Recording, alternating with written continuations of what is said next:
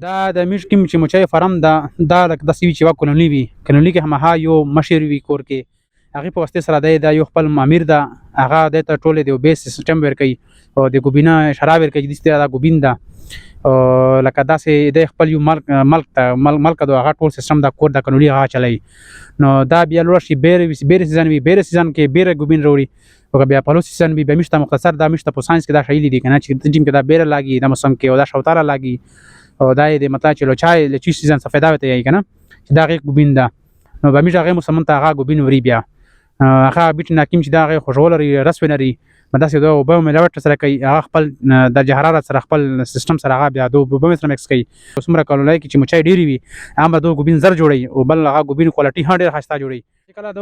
ګوبین سیزن ولګېږي میش ته اندازه ولګېږي چې د مچۍ دا چار شروع کړی ګوبینه والا بیا میش هغه پریمینه پکې کسي که مطلب چې ته اوته فریموي او میش ته اندازه لګېږي دا مچۍ کې اوته فریمه ګوبینې پرې راکړه اوس دې کې دا زودې سره ګوبین نرسي میشه ګوبین نه ووایي. نو هغې سره میش په دا ترتیب سره هغه بیا فریمینه هم نه روبسي، هغې سره بیا میش خپله دا ماشین سره ځلې سره دغه ماشین ډېره ګوبین روبسي دا مخ ته میش لکه ډېلور هم نه خرڅوي. اکثر اوس موږ علاقو کې مشهور لکه دې دپاره خلک استعمالوي، ټوخي دپاره استعمالوي چې په سینې باندې بلغام وي هغې دپاره استعمالوي او ځنه بعضې خلک معدې دپاره استعمالوي. موږ مختلف غته استو کنه زیلو ته استو غته خاص کر مطلب چې موږ ګوبین پینډه اسلام آباد ته ډیر سي دا رمی کې کنه د بیرې ګوبین او د لاهور ته او دارنګ کراچۍ ته سي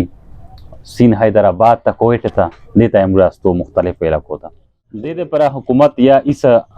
ترجیح نشته، فارمونه ول ډېر پریشانه هغو دپاره ډېر رکوټونه وي د ګوبینه خرڅولو کې ځکه چې دې څه ریټ نشته. څوک چې چا څومره کې هغې د وینا فارمونه هم باسې د دې کاروبار نه خلکو باسې زیانه وړي او زموږ مطالبه دا ده چې دا بوټي چې دا کوم بوټي شته دي د بیرې ولکرک کې دا کټ کېږي نه په دې د څه یو دفعه ولګېږي او دارنګې د بیرې بوټي چې دا د نوره زیات ولګېږي ځکه چې اوس بیرې بوټه چې دا ډېر کمیږي